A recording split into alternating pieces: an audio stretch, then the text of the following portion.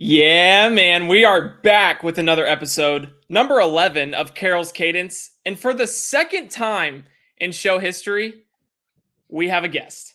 And last time I had a guest, I got in trouble for the intro being too long. So I'm going to try to make this short and sweet. Before we start, like and subscribe right now. Do it. But y'all should have known it was only a matter of time before I brought on this man.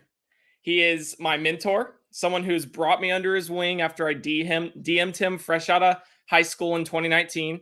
He's guided me, molded me into the journalist reporter I am today. He's a true professional and, in my opinion, one of the best this business has to offer. But he's a better person and friend. Welcome to the show, the publisher of allgators.com, a FanNation Sports Illustrated affiliate, Zach Goodall. Zach, how are we doing? I'm doing well, man. I appreciate the kind words as always, and I'm excited to be here. I didn't realize you're already up to 11 episodes. I feel pretty good being number 11. I know that's a special number for Florida fans, so let's go. Yeah, Excited. Love it. Let's of do it. course, bro. Of course. I'm Yeah. glad to have you on. Glad you uh were willing to. I know this is not going to be your first appearance or your last appearance, I should say, on this show. But before we get into it, I want to send out a special shout out to my mama. It's her birthday today. So I hope she has a great day. I just wanted to say that I love her. And Happy birthday, mama. yes, sir. Mama. Can't do it without Mama. her. And I'm just grateful to have her in my life. So, man, today we are talking offense. And I know my favorite part of the game, I know you're a defensive guy, but there is a lot of things that a lot of pieces that are kind of being brought into this Florida offense, but specifically we're talking Billy Napier's offense, the scheme itself, and on a large scale, I think is where we should start, shall we? Sure. I will say I'm only a defensive guy because I started at receiver. I started at quarterback actually.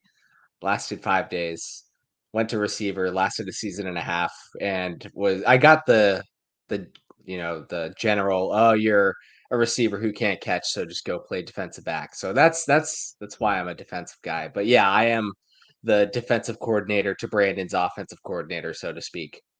Yes, sir. We've had this planned out for a while. When Florida comes to us or any other school asking us to be their coaches, I'm taking offense, Zach's taking defense, and we're rolling with it from there. We So actually also have a full like staff set we, up on Twitter. yes, we If you do. know, you know who you are. If you're listening to this, you know if Yeah. you're a part of it or not. You know who's on staff if you're on staff. That's how it goes here. But Exactly. yeah. So You got to work in the shadows. It's how I'm sure Billy did it back in the day when he was planning for the Florida job or wherever he went. He had his yeah. guys. Yeah, yeah. Always have your guys. Always have your guys. But let's start on a large scale, just talking about the objectives, calling cards of this offense. And after getting a chance to see it last year, and obviously studying his past at Louisiana Lafayette before he arrived in Gainesville, how would you personally describe and kind of evaluate the system that Napier brings to Florida?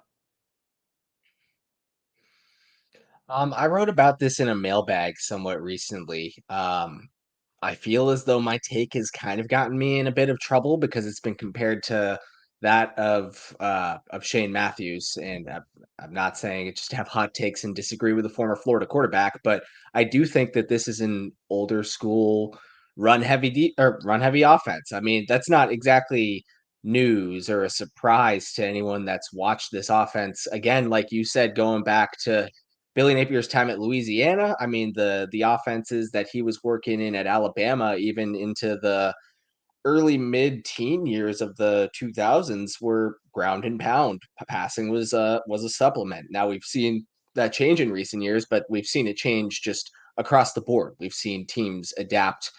Most recently in college football, we've seen Georgia adapt, and that arguably was what won them 2 national championships. But I digress. Bottom line is that this is a run heavy offense. It's what they've always done. Obviously, they leaned into it in a unique way last year with Anthony Richardson at quarterback. I mean, you can just kind of do whatever you want running the ball when you've got three capable guys, including your quarterback, to do it. But ultimately, I don't want to call it a West Coast offense at its core because I don't necessarily believe that it is. But that's the vibe you get. It's ultimately whatever they want to do. They want to have a run game, set up the manageable situations for the pass game. Absolutely. And I think since he's arrived, we've kind of seen this newfound desire for them to play methodically. Because if anyone remembers what Dan Mullen was doing, he leaned into that modern style, that adaptive style of attacking teams via the passing game in his final 3 years in Gainesville. 2019 really started that turn because in 2018, they leaned into that running game. They were a stout rushing team during that season, but then with the turnover at offensive line and obviously the Michael Pirine stepping into that role without that Jordan Scarlett to complement him, they kind of had to do some things differently. And Dan Mullen took that and ran with it. And that kind of became his calling card from there forward. It was no longer the really smash mouth spread that we come accustomed to. It was more spread with smash mouth being a part of it on the opposite end. But controlling the clock, establishing the run, keeping opposing offenses off the field was what Florida wants to do. Really, they want to wear down opposing teams with the Trevor Etienne and Montreal Johnson duo as of right now. And Napier brought over that philosophy from Louisiana Lafayette, like we've said, from Alabama. Louisiana Lafayette, the Raging Cajuns ran the ball 57.8% of the time across his 4 seasons on average per year. They ran it 2,014 times over 4 seasons. And I know a lot of people will sit back and say that's not sustainable in the SEC. You're probably right. Like Zach said, it's a bit archaic for what college football is today, what football in general is today.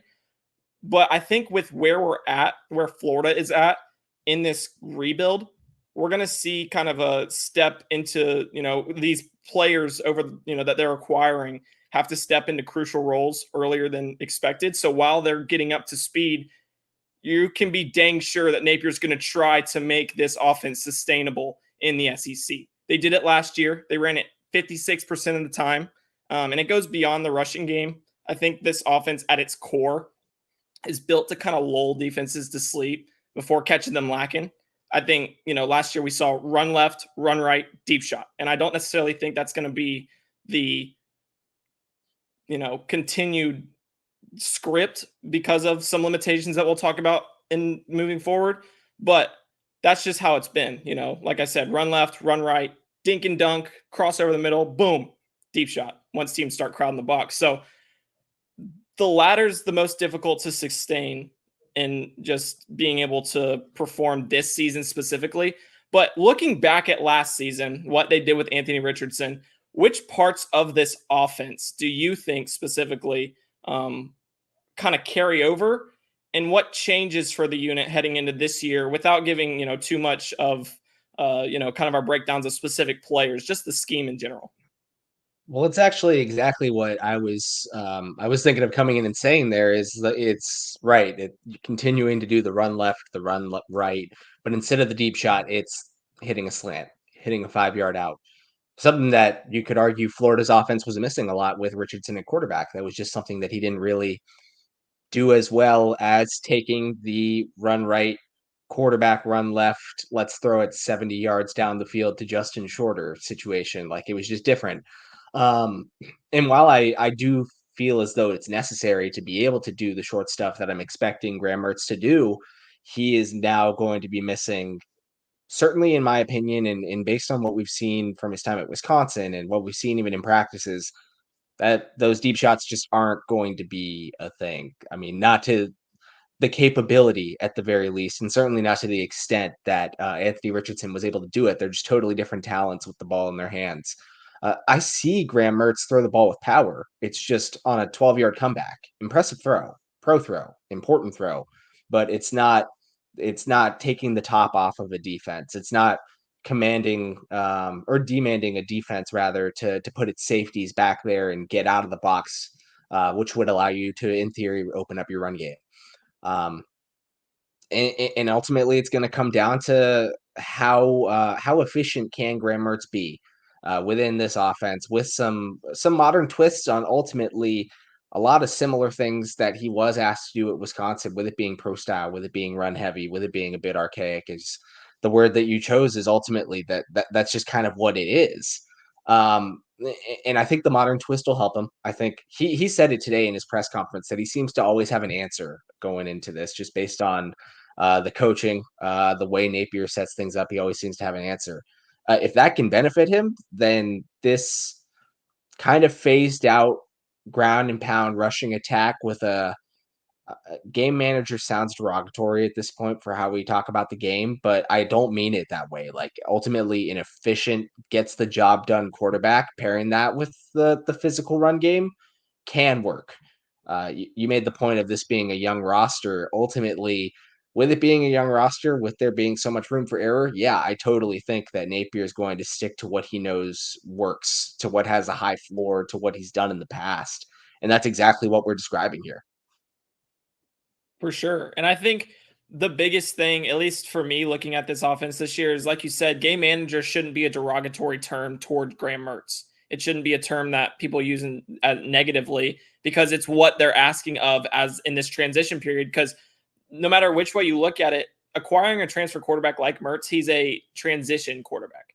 He is to get them from Anthony Richardson to DJ Lagway. So if he can go out there, manage the offense, and just move the sticks, I think that's the biggest thing for Florida this year. Continuously getting 10 yards and 3 downs and moving those sticks so that Florida can perform at its highest level, have those 10 to 12 yard or play drives, and perform in a fashion that is methodical but effective, with a backfield duo that's supposed to be one of the best in the nation, and in my opinion, will be one of the best that the college football's landscape has to offer. What was the word you used? Was it bridge, transitional quarterback? Transition What is it? bridge, transition Yeah, I bridge think quarterback. it's important for fans to remember that. I mean, last year there was no quarterback competition, right? Granted, we didn't know Anthony Richardson would be one and done, or whatever the case may be. But like, Billy Napier came in, and I mean, he's telling reporters that he's getting the best night of sleep that he's had since taking the job when he sees Anthony throw for the first time in person. There was no competition. Jack Miller took some first team reps to prepare for being a backup, but that's literally how they advertised it, like preparing in case he were to need to play. They had this, while we all knew it was Graham Mertz, they had this extended competition this year. We're not calling our starter until 3 weeks before the game. And obviously, again, all we know about Graham Mertz and the rest of the room to this point, that's a extended rant of emphasizing your point. Like, regardless of your expectations for Florida this year, whether you think that Graham Mertz can greatly improve or not, like, they brought him in to be the transition to originally Jaden Rashada, like a 1 year, and then Jaden is playing as a redshirt freshman. We all know how that went, but now it's the transition to DJ Lagway, which full steam ahead, all is good there. It makes sense. The plan is still, in a way, going according to plan from when they originally brought Mertz in. Definitely. And you mentioned DJ Lagway. I mentioned DJ Lagway. Episode 9, my last guest, or maybe it was episode 8. My last guest that I had on this show was DJ Lagway. So if you haven't checked that out, make sure to go do that on YouTube at Carroll's Cadence.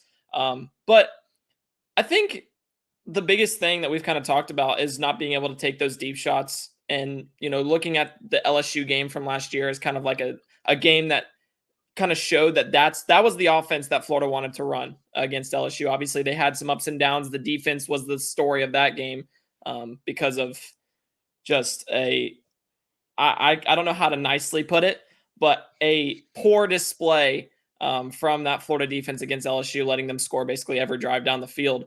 But on play 2 from scrimmage, Richardson dropped back after a 1-yard run from Montreal Johnson and uncorked a 52-yard dime to just Justin Shorter, who was kind of that long, deep threat that they had last year. And it was evident that they wanted to stretch the field and like how they wanted to do it.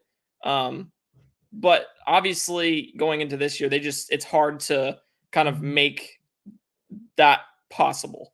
And it's not necessarily a knack or a knock of Graham Mertz's, in terms of just, like Zach said, he throws with power. It's just not down the field.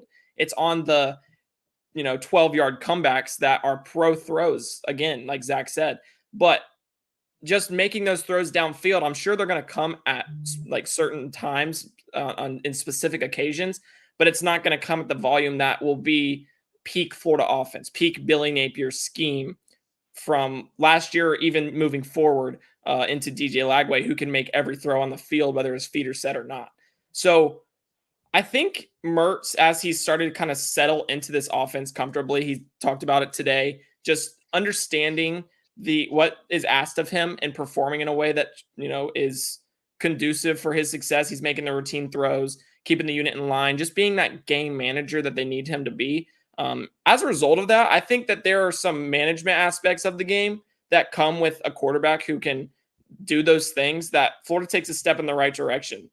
And just being able to operate smoothly compared to last season, because it's not necessarily not another knock on Richardson, but he had times where, as the year progressed, there were times where he was struggling to get the offense set. The play clock would be kind of ticking down, and there would still be some discombobulation, but the offense seems smooth under Mertz. Even like right now, it seems in control, and we get that not into the season. And obviously, there's still time for us to look and kind of watch how he performs when the games actually appear and kind of roll around. But it's not going to be that week 1 to week 12 progression that Richardson had, because he was playing in his first games as a starter. Mertz has had those 32 games under his belt. He understands how to kind of operate an offense, but it won't come with those, that means that it'll kind of be that step forward that Florida needs in that aspect. And that's a positive. Would you agree? Yeah, certainly. Truthfully, I think you nailed it. I don't think that there's too much more I can add other than this is a point that Billy Napier has made to regarding the coaching staff, is that and this applies to specifically, he said his abilities as an offensive coordinator, as a play caller. This is his second year with this entire group. All of these coaches, even though some of them, obviously came from Louisiana or had previous ties, as a whole, this is their second year all working together. They've obviously maintained most of the staff. They had a little turnover, but you could relatively say, like, what, 75, 80% at least of this staff is retained for a second year. So, like, all things are working in a sense. Like, all cylinders are firing. Everyone knows the routine at this point. It all makes sense. You pair that with Graham Mertz's 32 games of starting experience, and you would hope, at a very least, that, because you're right, and we don't necessarily know why it was that way with Anthony Richardson. Maybe he checked out at the end. Maybe he knew, like, hey, I'm going pro. Like, we're about to we're about to definitely have a losing record in the SEC, obviously at the end of the year too, but not that he was necessarily predicting that, but he was looking towards the future. And not that Graham Mertz, maybe if things are going great, wouldn't do that on his own, but if things are going great, Florida's winning, and then again, he's obviously not thinking about his own future, I guess, at that point as much. But again, in theory, like, you put those two things together, the continuity on the coaching staff and Mertz's know-how, and you would hope, that you would expect that things will be smooth, that pre-snap, everyone will know everything will be good to go and things will be running smoothly. At SEC Media Days in Nashville, Napier, we were both there covering the event. Napier, that was one thing that not only he, but Jason Marshall Jr., Ricky Pearsall, Kingsley Eguakin were saying to us. The process is here. The process is implemented. We understand what needs to happen, how to go about it, and how to achieve what we want to achieve. And I think that can sometimes be overlooked for some teams moving forward into a rebuild, because year one is such a daunting process. I know Florida fans have been a bit spoiled with year one rebuilds. It seems like the Florida coaches that have come since Urban Meyer have started fast and they've finished just as fast, if not faster. It has been a very high tick back up to the top or near the top, and then boom, decline 6-win season, 4-win season, and they're out of there. But And now then you they got choose to then they choose to forget that they ever coached at Florida. Yes, like That that's yeah. I I saw I that. might be taking a shot at someone, but Oh, who? I don't know who you're talking about. I'm just messing. I'm just messing.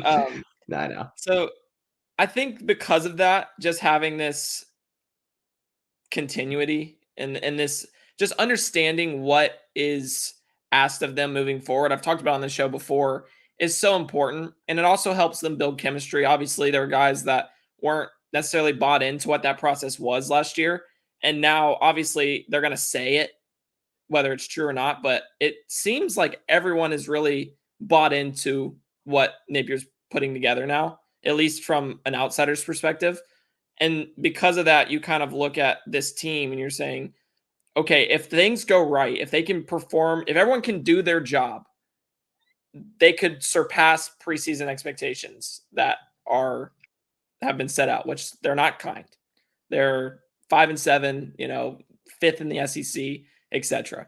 But with how this team wants to operate, with that kind of buy-in moving forward, how do you view that as being a piece to how Florida performs this year? Not necessarily giving a prediction, more so just saying like, do you think that can be a piece to the puzzle for Florida to improve at least operationally from years past, or at least last year under Napier? Sure. I mean, I think that the cliche, so to speak, aspects of football, the will to defeat your opponent and the brotherhood that comes with forming a team can move the needle in some circumstances. I don't usually, I wouldn't necessarily use it as a predictor. I know that's not what you're asking, but just generally speaking, like it's more of something that I would view as a supplement. But it could certainly push Florida over the line in circumstances where maybe it struggled to be pushed over last year in those one score games, in that 61 point differential that Billy Napier has talked about throughout this offseason. It can help absolutely without a doubt. And you look at that also long term, like, if everyone's buying in, if everyone is just totally sold, and they tell us that they don't pay attention to what outsiders have to say and expectations. I think we all know that's not true. I mean, like they might to an extent ignore some stuff, but just like, come on, we know better than that. But I think it's moving. I think it's telling, if anything, that there are so many guys. Any player we talked to quite a few at the end of the day throughout the entire offseason. Um, they see these 5-7 predictions. They see fifth in the West, and they all are bought. We've not heard of any real character concerns out of this team really at all throughout the offseason. That's something that players have probably had to learn too, is put up or shut up. Like, Napier's put together a very family friendly, player friendly, person friendly environment, but he's also shown a willingness to flip the roster very quickly. We've seen a lot of players out that door, and we know for a fact that not all of them left on their own volition. That's just what it is. And in some circumstances, we obviously know that players were kicked off the team. Like there have been tough circumstances that we don't believe Billy Napier has loved to be a part of, but he's made the necessary moves when he's had to get rid of people. So ultimately, these players understand, like, hey, I do have to perform. Even though this is all good and friendly to me, like I am in a situation now where I need to be all in. Um, and that's good. Ultimately, again, if they're willing to be all in on the very real possibility that they have a third consecutive losing season, because that people aren't just making that up. That's not a betting line. That's not predictions from all of like the consensus at SEC media days just for no reason. Like that's the evaluation from hundreds and hundreds of people of this roster. But they're all in on it. That's great. Like if I'm looking at this from a big picture perspective and I'm looking at uh I trust what's happening in recruiting. That's, in my opinion, like the biggest positive you can get right now is these guys are all in, like through thick, through thin, and it's only been a year and a half of setting this entire thing up. So props to Billy Napier for that. That aspect of rebuilding a culture and starting from scratch. Yeah, and so we've kind of gotten away from just what this, the offense in general, what we were, originally talking about. But I felt like it kind of can be meshed together. It kind of all blends in because of how I know people expect this offense to struggle, and if it steps up, if the defense takes the steps that are expected of it this year, like you said, they could be taking that step to kind of get across the line. And it's a supplement to being able to do that, and playing for the one next to you, playing for your teammate, your coaches, is a cliche, but I think it also has some merit when you're, in those one score games, that 61 points from a season ago. But given the way that they want to operate that we talked about a few minutes ago, through the rushing game, complementary passing attack, control the clock, establish just their dominance up front, how can Napier kind of tailor this offense to the team's strengths, to Graham Mertz's strengths heading into the 2023 season? That could be another thing that pushes them past that line that's been drawn in the sand for this team and this unit. I think kind of a catch-22. You don't want to rush putting your young talent on the field, but I think you should to benefit Graham Mertz. If you want to really get this offense firing the way that we described it, the short hitters, the third and manageable, and you know that he could connect, you want Eugene Wilson running that out route. You want Andy Jean running that slant. You want Aiden Mizell, if you're going to be stretching the field, you want him out there doing it because that dude is supposedly the fastest guy on the team. Um, He looks and it. that'll help. Whenever we see like clips or just in person, he looks like he can move, dude. Like he looks like he will. Eugene Wilson looks like he can move in like short area. He's just so quick twitched. But Mizell stretching the field is something different. Like his speed is the real deal. Florida hasn't had that speed in quite some time. No, they have not, and they got to utilize it.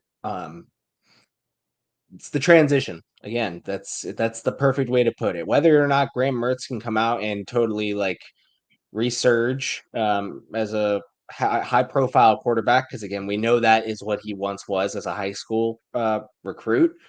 Mm. But one way or another, like he's here to help this team move forward to what it's supposed to be under Billy Napier. He is not supposed to be the quarterback that's lifting a national championship trophy here in Florida. If he does, great, but like that's not the internal expectation. That's the hope, I guess, but like that's not they're not thinking that. DJ Lagway is supposed to be the guy that does that, and Eugene Wilson in theory, is probably a junior wide receiver when that happens. His development starts now. Andy Jean's, Aiden Mizell's, Trayon Webb's at running back, even though he's obviously got a lot of guys in front of him.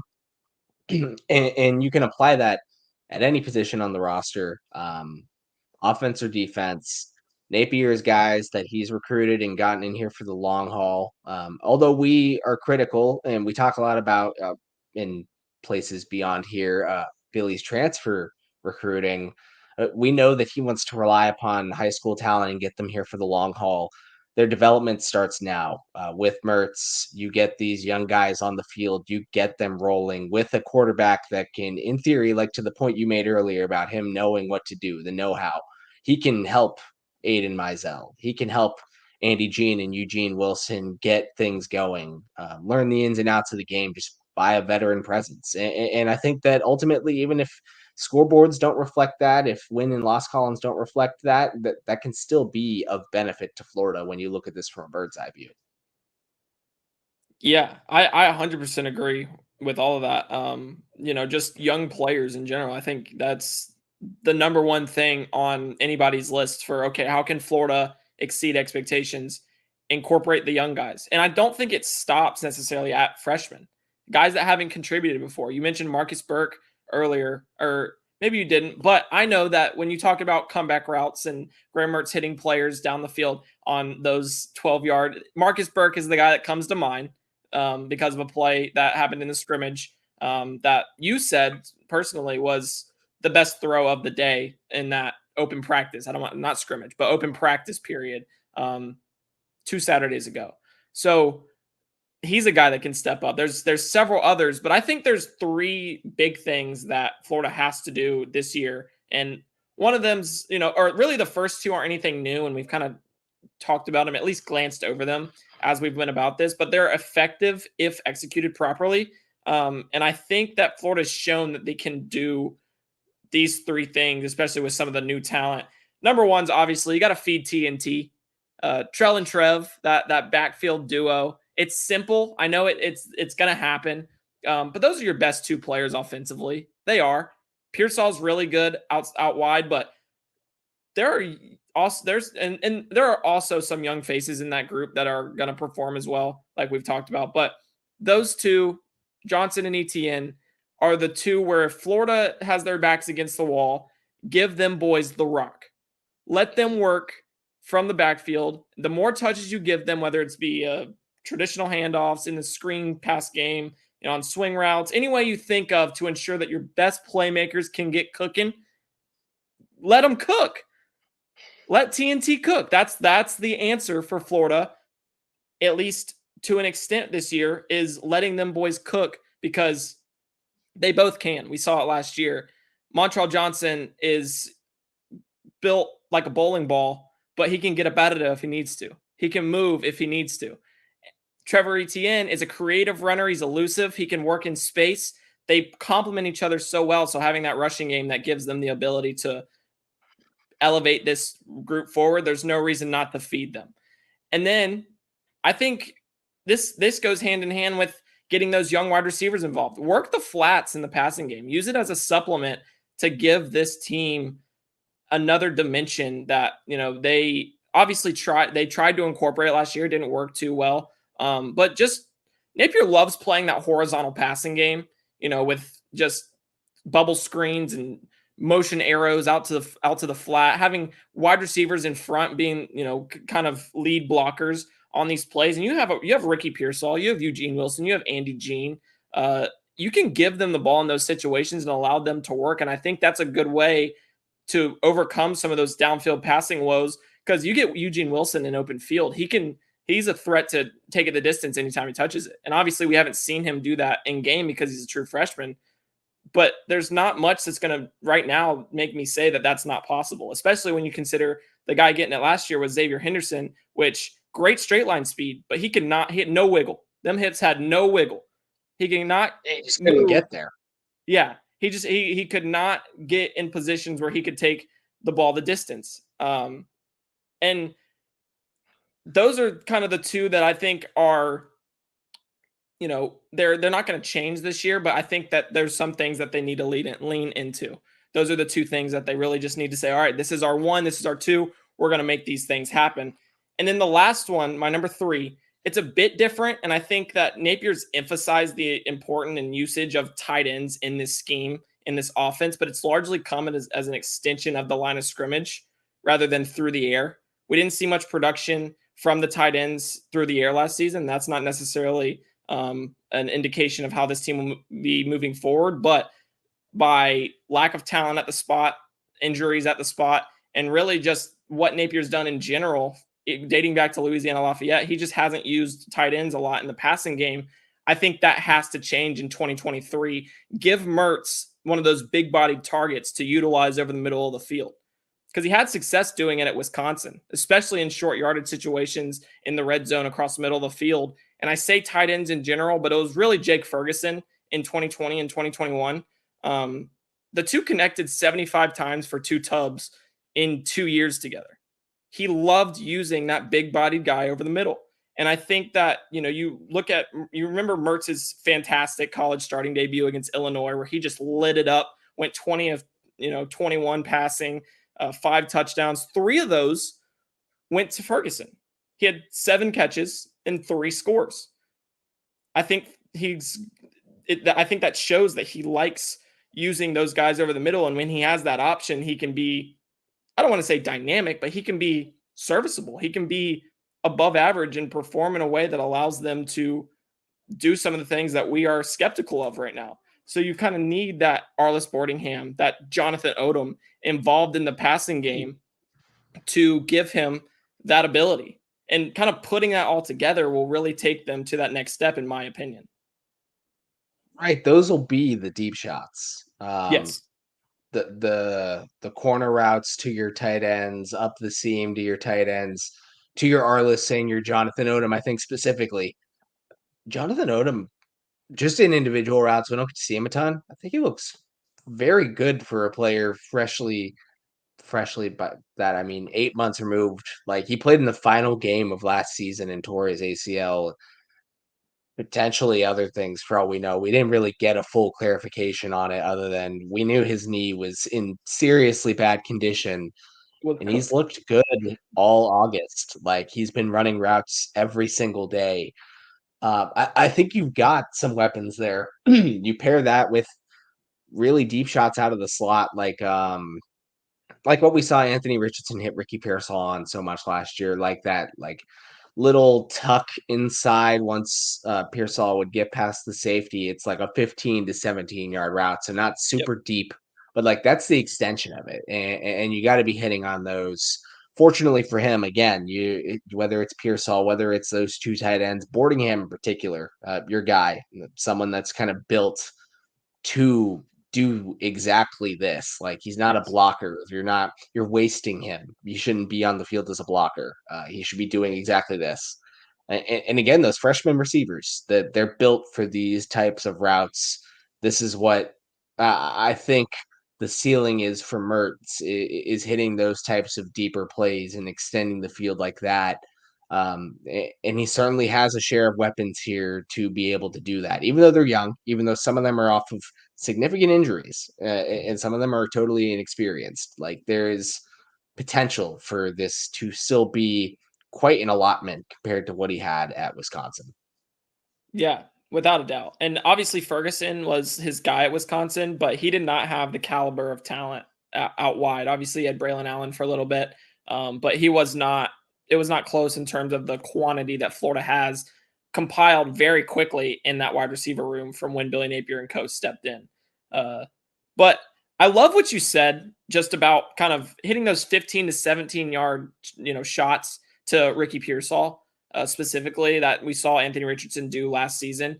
Just because this team is not a threat per se, stretching the field, Florida's going to get there's a lot of defenses that are going to employ a zone against Florida. They're going to stack the box and the rest is going to be zone. They're not going to man up too often outside because they're not, they're not worried about them taking them deep downfield. It's going to be a zone attack. And Ricky has showed last year he is confident and very, I want to say he's like borderline elite at finding some of these spaces, some of these zones to just sit in. And like he did it against FSU in that first half before he got banged up, where they could not figure it out with him in that 15 to 17 yard range. He was taking those balls to the crib. So it's just little things like that that Florida can really implement into this team. And I love that you brought that up because that's going to be such a big portion of how this unit operates with those teams playing, that cover 2, cover 3 on them this season. Yeah, I mean, real quick, it's just like, you and I came from covering the Jaguars in the past, and this is obviously a very specific example.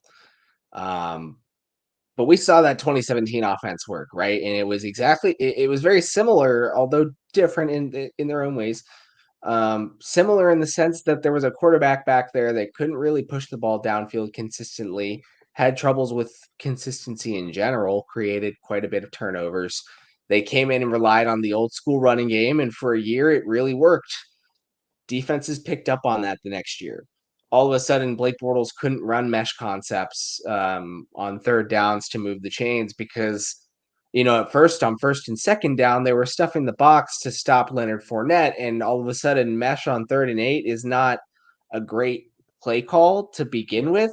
And all of us, and also they're daring Blake because they're manning up at that point. Yep. They're sending pressure. They're daring him to beat them from a 3rd and longer situation. It's just a recipe for not good football. And that's why, and I'm not trying to suggest by any means here that Florida's going to be the 2018 Jacksonville Jaguars. But this is just what I've witnessed in my career. I've seen similarities.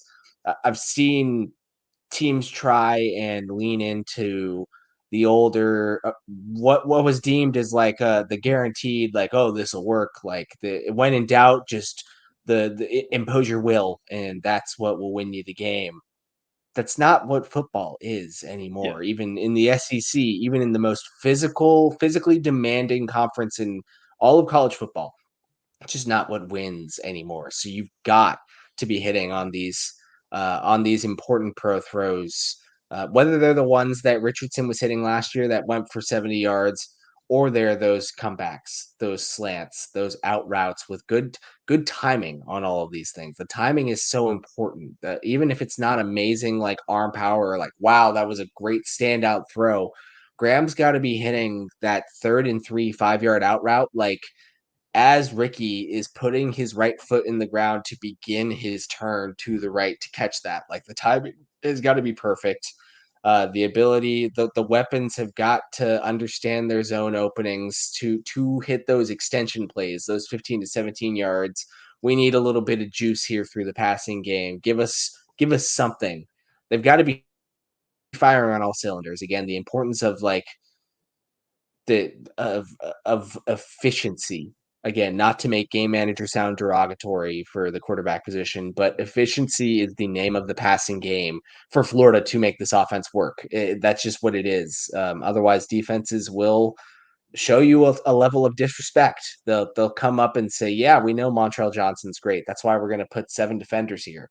Like, good luck. Yep, that's exactly. And it's going to be a lot of mesh, like you said, a lot of levels, concepts, and running the football for Florida's offense this upcoming season. And just putting that all together, if you had to give, I don't want to, I'm not a prediction guy. Like, I mean, I will give them, but I don't love doing predictions just because it's a lose lose situation. If you're right, people don't care. If you're wrong, people they care more than if you were right. So I think if you were to kind of give a prediction or just how you feel about this offense this season, where would you kind of put them? Maybe in a tier on just the scale of college football. I know I have them as a mid tier off. Just in general, where would you kind of slate them heading into 2023? It's a good question. I mean, I don't even know where I put them last year still. Like kind of an enigma. Yeah. Like if instead of giving it a tier, I'd give it a name. Like just didn't know, even though you knew what you were getting, but you didn't. Like, um, I said earlier that they leaned into the run game with Anthony Richardson, but like even that's still not totally correct. Like, right, they went to the 56%. It was very much like Billy Napier's offenses in the past, but also they were behind a lot. They ended up having to abandon it and have Anthony try and bail them out with his arm, or his special mobility, which would inflate the running numbers by like, it's a 3rd and 12, and he just said, "F it," like I'm just gonna tuck it and run and go do me. Like Perfect. I don't know where I would even tier last year because it was so all over the place, which makes it tougher to predict this. Like I want to say, all things considered, they would improve in tiers. Like, but also there were times last year where it was so explosive that like the pure numbers they were putting up were impressive.